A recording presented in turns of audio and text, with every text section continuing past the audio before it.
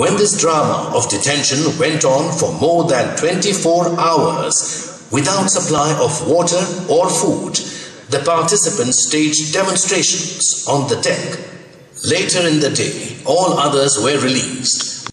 हमारे लिए और आपके लिए बड़े खुशकिस्मती की बात है कि आज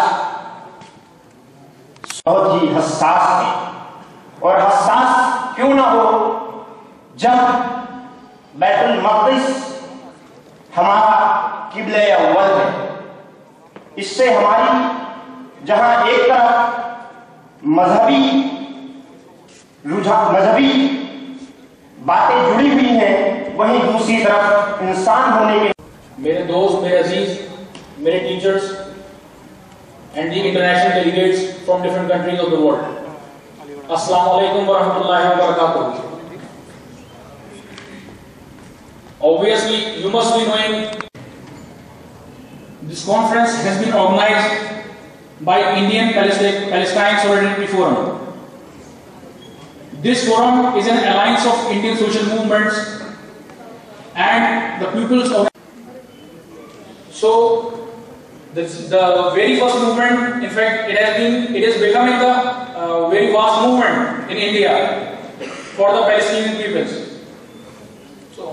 I thank all the delegates from different, and I thank all of you who are present here.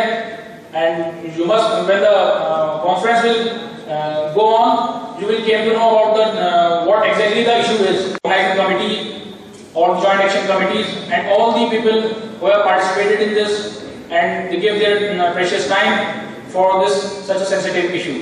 Assalamu alaikum.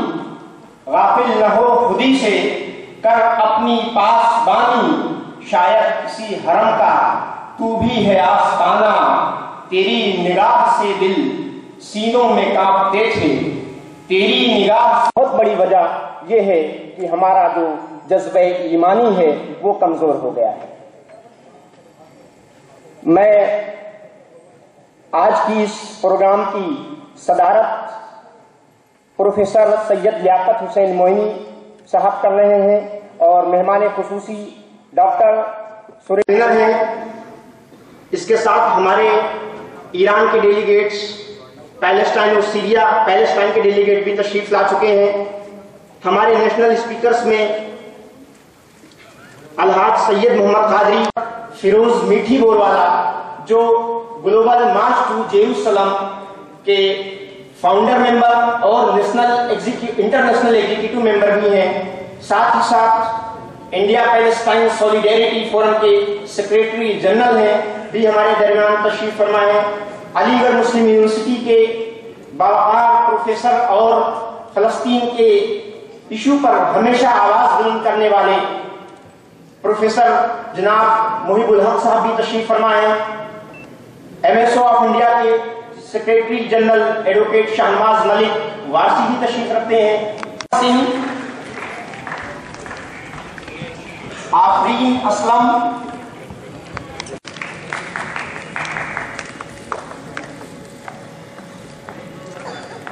Gulnaz Ali, Sumaiya Khan. इसी तारीख और इसी मुस्लिम यूनिवर्सिटी के एक तालिबे इल्म जो खिलाफत मूवमेंट के पूरे उनकी कब्र बैतुल मक़दस के जो वॉल है वहां पर है। तो इस मुस्लिम यूनिवर्सिटी का फलस्तीन के साथ एक गहरा ताल्लुक रहा है। इसी गहरे ताल्लुक को आज हम और जिसमें उसने ये दिखाया है कि हिंदुस्तान के साथ साथ अलीगढ़ मुस्लिम यूनिवर्सिटी का फिलिस्तीनियों के साथ क्या ताल्लुक रहा है। एक इंसान को इंडिया पैलेस्टाइन सॉलिडेरिटी फोरम के national president mister doctor Suresh Hairnar को पेश करेंगे।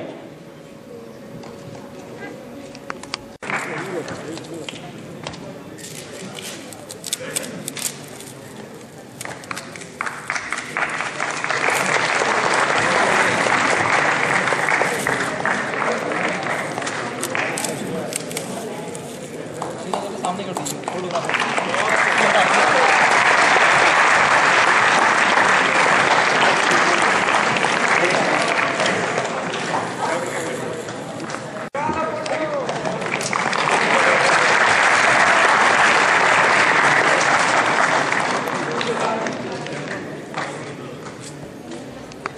आपको उसके लिए भी तारीफ तो देनी चाहिए।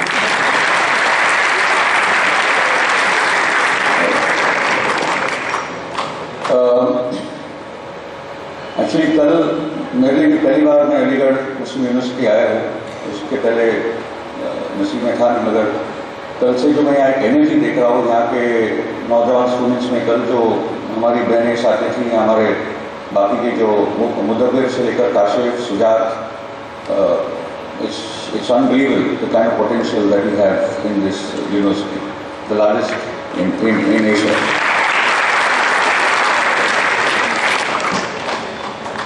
तो दोस्तों, आपने आज का दिन मैं मानता हूं कि भारत के इतिहास के लिए, भारत के फिलिस्तीन के सॉलिडारिटी के इतिहास के लिए बहुत इंपॉर्टेंट दिन है। इसलिए इस सम्मेलन को, इस कॉन्फ्रेंस को, इस जलसे को हम लोगों ने बहुत सीरियसली, बहुत गंभीरता से लिया है। और मैं देख रहा हूँ कि ऑडियंस में जो यहाँ नौजवान साथी हमारे जमा हुए हैं, वो भी उसी सीरियसनेस के साथ इस पूरे प्रोग्राम में पार्टिसिपेट कर रहे हैं। पहले तो साथी हो कि पिछले 20 सालों में या 25 सालों में जो दुनिया बदली है, पहले उस पर थोड़ी बात कर ले, उसके बाद हम लोग फिलिस्तीन की तरफ आएंगे।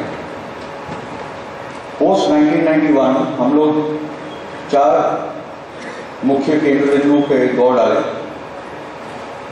One is that it is the age of imperialism and zionism. ये दोनों ताकतों ने दुनिया पे एक बहुत बड़े स्तर पे आक्रमण किया है। तो इसलिए ये सिर्फ अभी साम्राज्यवाद के खिलाफ की लड़ाई नहीं है, ये साम्राज्यवाद और ज़ायनिज्म के खिलाफ लड़ाई है। दूसरी बात कि जो पूंजी का, जो कैपिटल का चरित्र पिछले 25 सालों में बदला है, where we have moved from the stage of monopoly capitalism to globally integrated monopoly capitalism. इसलिए आप देख रहे हैं कि पिछले 25 सालों में जंग और आतंक का स्तर और बढ़ा है। तीसरी बात कि जिन लोकतंत्र या डेमोक्रेसीज के लिए हम लोग संघर्ष कर रहे हैं, हम लोग देख रहे हैं कि कुछ चंद मुल्कों को छोड़कर हमारी डेमोक्रेसीज आज कॉर्पोरेट डेमोक्रेसीज बन रही है। पार्लियामेंट में आप उनको वोट कर दो, मगर वो कहीं टाटा और रिलायंस के गोदरेज के पेरोल पे है। तो now it is a global struggle for people's democracy versus the so called corporate democracy that we are living. चौथी बात कि इस एजेंडा को लागू करने के लिए जो ग्लोबल रूलिंग एलिट। मेरा नाम मोहम्मद काशिफ खान है।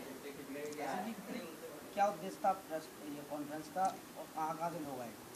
देखिए, जैसा कि आपको मालूम है कि ये फ़िलिस्तीन के अंदर जो ज़ायोनिस्ट लोग हैं, जो जुल्म कर रहे हैं वहाँ फ़िलिस्तीन के लोगों को, उस सिलसिले में हमने ये इंटरनेशनल कॉन्फ्रेंस ऑर्गेनाइज़ की है। और यहाँ पर ईरान, सीरिया, फ़िलिस्तीन से इंटरनेशनल डेलीगेट्स आए हुए हैं।